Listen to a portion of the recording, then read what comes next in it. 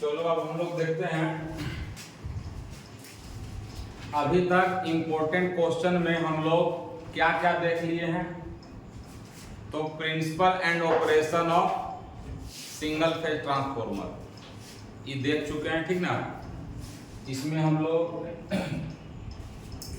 अपना सेमेस्टर में कौन कौन क्वेश्चन ट्रांसफॉर्मर से इम्पोर्टेंट है, किस क्वेश्चन का ट्रांसफॉर्मर से आने का संभावना है, वो सभी क्वेश्चन का डिस्कशन कर रहे हैं। तो अभी हम लोग थ्योरी वाला क्वेश्चन का डिस्कशन कर रहे हैं। एक दो क्लास के बाद फिर न्यूमेरिकल वाला क्वेश्चन का डिस्कशन कर लेंगे और फिर जो क्वेश्चन आ चुका है एग्जाम में उस क्वेश्चन का डिस्कशन करेंगे, ठीक ना। तो अभी तक हम लोग देखें principle and operation of single phase transformer, वो अच्छे से समझ गए। उसके बाद हम लोग ईएमएफ इक्वेशन को भी बढ़िया से समझ गए कि कैसे ईएमएफ इक्वेशन जो है, ठीक ना, डिराइव किया जाता है। ईएमएफ इक्वेशन का वैल्यू कितना होता है, प्राइमरी वाइंडिंग के लिए कितना है, सेकेंडरी वाइंडिंग के लिए कितना है, टाइम टी के टर्म में ईएमएफ इक्वेशन, ठीक है, किस प्रकार से है, ठीक ना। उसके बाद हम लोग देखें कंस्ट्रक्शनल डिटेल ऑफ ट्रांसफॉर्मर के बारे में हम लोग देखें। तो कंस्ट्रक्शन वाला जो है ये भी इम्पोर्टेंट सेक्शन में। तो कंस्ट्रक्शन वाला फिगर भी बनाए थे, उसका हर एक पार्ट के बारे में बढ़िया से समझाए थे, सारा डिटेल उसका बताए थे। अब हमको एक और क्वेश्चन लग रहा है इम्पोर्टेंट, आइडियल ट्रांसफॉर्मर का बेसिक कॉन्सेप्ट, ठीक ना। आइडियल ट्रांसफॉर्मर और तुम्हारा क्या बोलते हैं, उसके बाद ऑटो ट्रांसफॉर्मर और क्या बोलते हैं, उसके बाद तुम्हारा ऑल्ट एफिशिएंसी, है ना। ये 3-4 क्वेश्चन और कर लेंगे। उसके बाद जो हम लोग का प्रीवियस ईयर में आ चुका है, अगला 2 क्लास के बाद प्रीवियस ईयर का डिस्कशन शुरू कर देंगे। तो प्रीवियस ईयर में भी ट्रांसफॉर्मर का अलग, ठीक है, ट्रांसफॉर्मर का अलग और तुम्हारा जनरेटर का अलग, मोटर का अलग, 3 फेज ट्रांसफॉर्मर का अलग, इस तरह से डिस्कशन करेंगे। तो जितना भी इम्पोर्टेंट क्वेश्चन का डिस्कशन कर रहे हैं उस सारा इम्पोर्टेंट क्वेश्चन के डिस्कशन को अच्छे से कवर करते चलो। और नोट्स तो आप लोग को पहले से दिया हुआ है। जैसे मान लो कोई लड़का नया होगा जो केवल YouTube में देखा होगा, उसको नोट्स चाहिए होगा तो पर्सनली कॉल करेगा, ठीक है, चाहे मैसेज करेगा, ठीक ना। नंबर तो पता है ये सबको, 6205202069। और जब प्रीवियस ईयर क्वेश्चन डिस्कशन करेंगे ना, प्रीवियस ईयर क्वेश्चन डिस्कशन करेंगे तो YouTube लाइव करके करेंगे, ठीक है। प्रीवियस ईयर क्वेश्चन का डिस्कशन जो होगा वो YouTube लाइव करके करेंगे, 2 क्लास के बाद YouTube लाइव करके करेंगे, ठीक ना। तो चलो अब हम लोग देखते हैं concept of ideal transformer. Concept of ideal transformer, concept of ideal transformer. Ideal transformer कहते किसको हैं, आइडियल ट्रांसफॉर्मर पढ़ते क्यों हैं, आइडियल होने का मतलब क्या होगा, क्या आइडियल ट्रांसफॉर्मर एग्जिस्ट करता है, क्या रियल में एक आइडियल ट्रांसफॉर्मर हो सकता है, ये सारा बात को हम लोग समझने का प्रयास करेंगे, है ना। तो सबसे पहले डिफिनेशन, परिभाषा सबसे पहले हम लोग देखते हैं। किसी भी चीज को अगर परिभाषित कर देता है, परिभाषा को बढ़िया से समझ लेता है, तो आधा चीज तो वहीं पे आपका क्लियर हो जाता है। तो आइडियल ट्रांसफॉर्मर उस ट्रांसफॉर्मर को कहते हैं जिस ट्रांसफॉर्मर में किसी प्रकार का कोई लॉस नहीं होगा, यानी कि वह ट्रांसफॉर्मर जिसमें कोई लॉसेस नहीं होगा, कोई लॉसेस नहीं होगा, उसको हम क्या बोलेंगे, आइडियल ट्रांसफॉर्मर बोलेंगे। अब सोच के देखो, धरती पर ऐसा कोई आदमी है कि जो एकदम 100% ईमानदार होगा, जो धरती पर आ गया वो एकदम 100% ईमानदार हो, कभी जिंदगी में झूठ ना बोला हो, कभी जिंदगी में काम गलत नहीं किया हो, ऐसा आदमी मिलना मुश्किल है कि नहीं मिलना मुश्किल है? लेकिन जिस आदमी में एको को बुराई नहीं होगा वो आइडियल आदमी होगा। लेकिन दुनिया में ऐसा कोई व्यक्ति होगा? संजीत, संजीत आइडियल है? तुम आइडियल है? नहीं मान विद्या कसम खा के बोलेगा हम कसम खाने छोड़ दिए। ठीक है चलो, तो मतलब मान लेते संजीत आइडियल है, तो ये एक्सेप्शन केस है, अपवाद है ना। दुनिया में जो आ गया है वो कोई आइडियल हो नहीं सकता, किसी न किसी तरह का दोष होगा ही होगा, चाहे वो हम ही काहे ना हो या तुम हो, कोई भी हो। तो आइडियल कहना बहुत आसान है लेकिन होना बड़ी मुश्किल। आइडियल एक कल्पना मात्र है, सिर्फ इमेजिनेशन है कि ऐसा ऐसा होगा। जैसे मान लो भगवान को हम लोग सोचते हैं, तो रियल में भगवान को कोई देखा है? नहीं देखा। सब यही बोलता है कि भगवान मेरा सपना में आए और ऐसे ऐसे बता के गए। तो भाई सपना देखना वो कल्पना है कि हकीकत है? कभी कभी देखेगा कि सुतल है और सांप हमको खदेड़ रहा है और काट रहा है, कटा भी नहीं रहा और हम भाग भी नहीं पा रहे। अब भूत भी कभी कभी आ जाता होगा सपना में, और सपना में एकदम दौड़ने वाला में तुम दौड़ नहीं पाएगा, लेकिन तुमको कुछ दिक्कत भी नहीं होता। तो कल्पना ही है ना, कल्पना है कि नहीं है? तो कल्पना सिर्फ इमेजिनेशन है, ठीक ना। उसी प्रकार से आइडियल ट्रांसफॉर्मर रियल में होता नहीं, ये सिर्फ एक इमेजिनेशन है, ये एक कल्पना है। हम लोग मान के चलते हैं कि अगर कोई आइडियल होगा तो उसके अंदर में ऐसा ऐसा गुण होगा, ऐसा ऐसा बिहेवियर होगा। तो एक ट्रांसफॉर्मर आइडियल होने का मतलब कि उसमें कोई लॉसेस नहीं होगा। अब कोई लॉसेस नहीं होने का मतलब कि उसका वाइंडिंग में जो रेसिस्टेंस है वो क्या होगा? जीरो होगा। लीकेज फ्लक्स क्या होगा? जीरो होगा, है ना। लीकेज फ्लक्स मतलब जो कोर से फ्लक्स बाहर निकल जाएगा, तो कोर से बाहर निकले वाला भी फ्लक्स नहीं होगा। यानी कि सब के सब इधर से मतलब प्राइमरी वाइंडिंग से गया सेकेंडरी में, और वो भी पूरा का पूरा कोरे में, एयर में को नहीं गया। तो पॉसिबल है यार? मान लो कि चुंबक है, हम कहेंगे कि एयर में इसका फ्लक्स नहीं जाएगा, तो ये मतलब पागले वाला बात है ना। तो सिर्फ आइडियल एक कल्पना। अब हम कह रहे हैं कि इनपुट 100% दिए और आउटपुट हमको 100% मिल गया, तो ये पॉसिबल है? एकदम 100% इनपुट आउटपुट में 100% कन्वर्ट हो ही जाएगा, है ना। जैसे मान लो कि हम आइडियल ट्रांसफार्मर के बारे में बता रहे हैं, आइडियल ट्रांसफार्मर के बारे में पढ़ा रहे हैं, तो क्या एकदम मतलब आइडियल ट्रांसफार्मर के बारे में जितना बात है हम सब बात बता पा रहे हैं? नहीं बता पा रहे। कोई ना कोई बात ऐसा होगा जो हम नहीं बोल पा रहे हैं। हम उतना बोल पा रहे हैं जितना आपको समझ में आ जा रहा है। तो दुनिया में कोई भी चीज ऐसा नहीं है जिसका एफिशिएंसी 100% हो, और जिसका होगा वो लगभग आइडियल टाइप का होगा। तो फिर आइडियल पढ़ते क्यों हैं? जब आइडियल होबे नहीं करता है तो आइडियल पढ़ते कहला।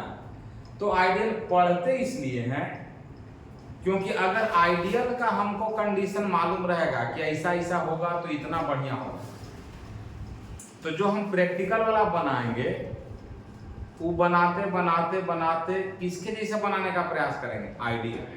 जैसे मान लो कि जैसे आइडियल में हम कहते हैं कि एफिशिएंसी 100% है, लेकिन हम जो ट्रांसफार्मर बनाए हैं उसका मान लो कि 80% है, तो अगला बार बढ़िया बनाएंगे ना। तो अगला बार बढ़िया बनाएंगे तो 80 से 85 की तरफ हम जाना चाहेंगे कि 75 की तरफ जाना चाहेंगे? 85 की तरफ, फिर 85 से 90 की तरफ, 95 की तरफ, 100 की तरफ। तो हम बढ़ किधर रहे? आइडियल की तरफ। जैसे मान लो शुरू में मोबाइल आया था कि खाली फोन से बतिया सकता था, है ना। फिर ओकरा से चेहरा देखे वाला आ गया, वीडियो कॉल बतियाए वाला आ गया, मोबाइल में व्हाट्सएप चले, फेसबुक चले, इंटरनेट चले, ये सब व्यवस्था हो गया कि नहीं हो गया? तो ये आगे की ओर ही बढ़ाना। अब एक समय आएगा कि अब ओकरा से ज्यादा कोई व्यवस्था हो ही नहीं सकता, तो वो आइडियल कंडीशन है। लेकिन आइडियल होता नहीं, ठीक ना। तो ये जान लो कि आइडियल हम लोग इसलिए पढ़ते हैं क्योंकि अगर कोई भी हम प्रैक्टिकल डिवाइस बनाते हैं तो उसका जो प्रॉपर्टीज हो वो आइडियल की तरफ बढ़े। और आइडियल की तरफ बढ़ने का मतलब क्या होगा कि उसके अंदर का जो भी गुण होगा वो और बेहतर हो। इससे मान लो कि तुम्हारा कोई आइडियल होगा तो तुम अपना बाल बच्चा को किसके जैसा बनाने की कोशिश करेगा? जो आइडियल होगा उसके जैसा कि किसी और के जैसा? है ना, जो आइडियल होगा उसके जैसा। अब चोर उचारता तो किसी का आइडियल हो नहीं सकता क्योंकि उसका प्रॉपर्टी क्या है? खराब है। वो भी बोलेगा बाबू पढ़ो। हाँ वो भी बोलेगा कि बाबू पढ़ो, यानी कि आइडियल वाला गुण की तरफ जाओ, हम आइडियल नहीं। लेकिन जो नहीं करते। तो आइडियल ट्रांसफॉर्मर एक कल्पना मात्र का ट्रांसफॉर्मर है, सिर्फ हम लोग कल्पना कर सकते हैं, हकीकत में आइडियल ट्रांसफॉर्मर नहीं होता। तो आइडियल ट्रांसफॉर्मर का क्या क्या गुण हो गया?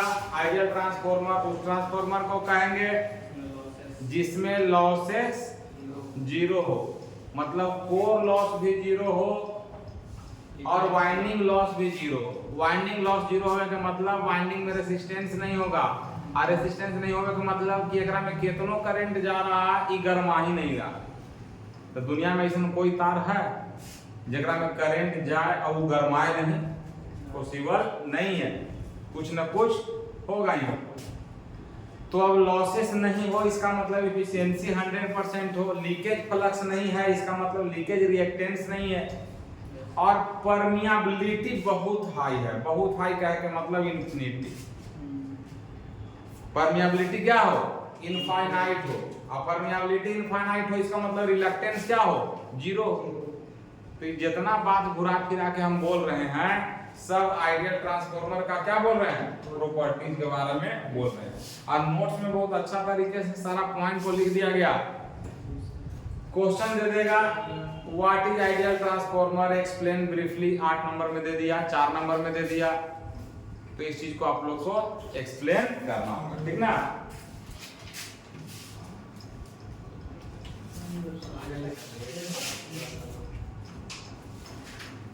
ठीक है, अब चलो हम लोग आइडियल ट्रांसफॉर्मर का फेजर डायग्राम बनाते हैं।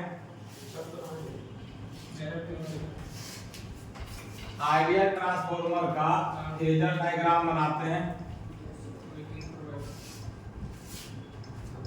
उसका रिचार्ज नहीं कराया है सर? हो जाएगा, अभी थोड़ा पैसा का तंगी है। ये 3 तारीख से बढ़ जाएगा recharge. Phasor diagram of ideal transformer. Phasor diagram of ideal transformer.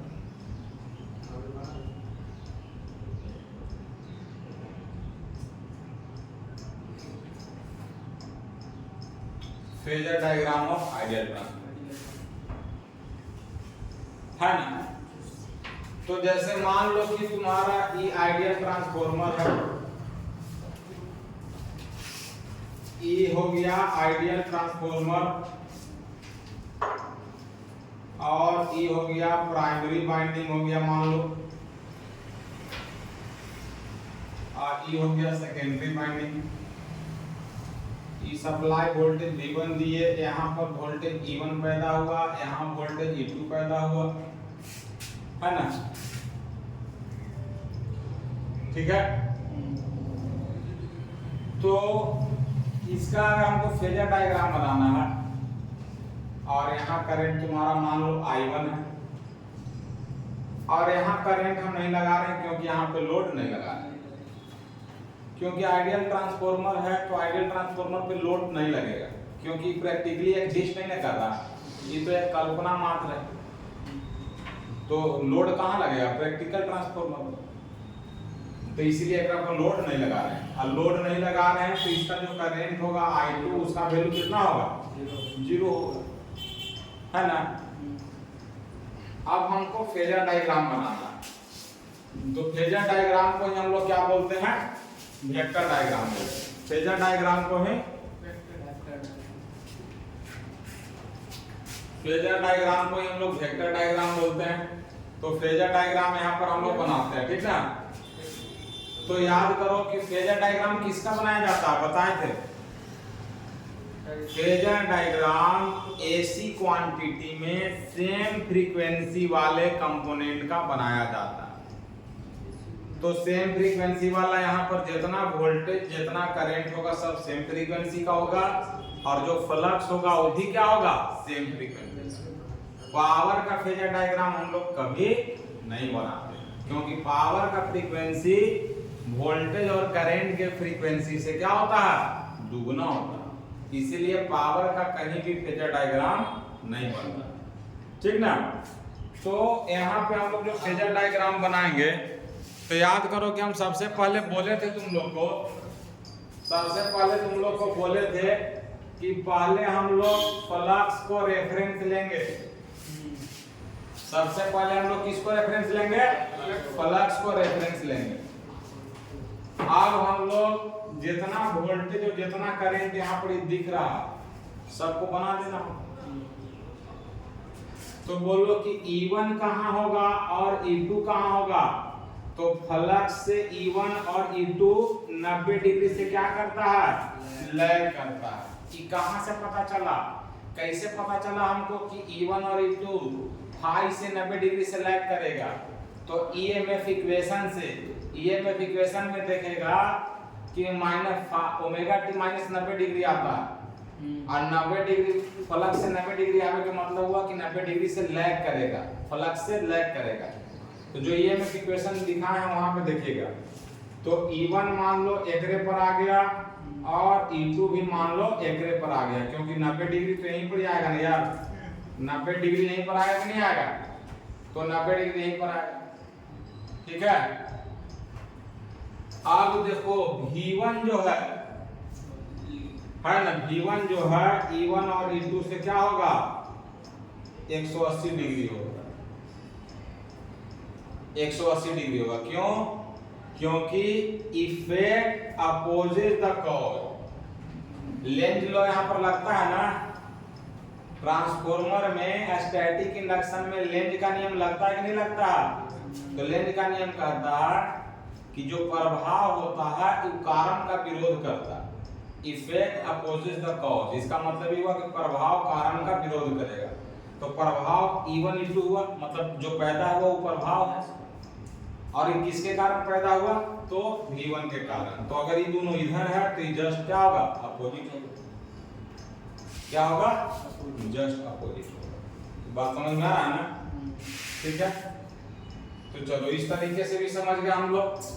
अब हमको करंट I1 को करना है। तो करंट I1 जो है ये क्या पैदा कर रहा है, फ्लक्स पैदा कर रहा है। तो यानी कि मैग्नेटाइजिंग करंट होगा। तो मैग्नेटाइजिंग करंट है, तो मैग्नेटाइजिंग करंट I1 जो है वो रियल में Imu के बराबर होगा। और रियल में जब Imu के बराबर है तो फ्लक्स के साथ वो सेम फेज में रहेगा, क्योंकि फ्लक्स किसके कारण पैदा हुआ, इस करंट के कारण। और यह करंट फ्लक्स पैदा किया, तो इस करंट को हम मैग्नेटाइजिंग करंट कह रहे हैं। क्यों, क्योंकि सिर्फ और सिर्फ फ्लक्स से पैदा कर रहा। अगर I1 याद करो, अगर I1 केवल फ्लक्स पैदा करेगा तो उसको Imu कहेंगे। अगर कुछ लॉस करेगा तो उसके अंदर में IW भी रहेगा।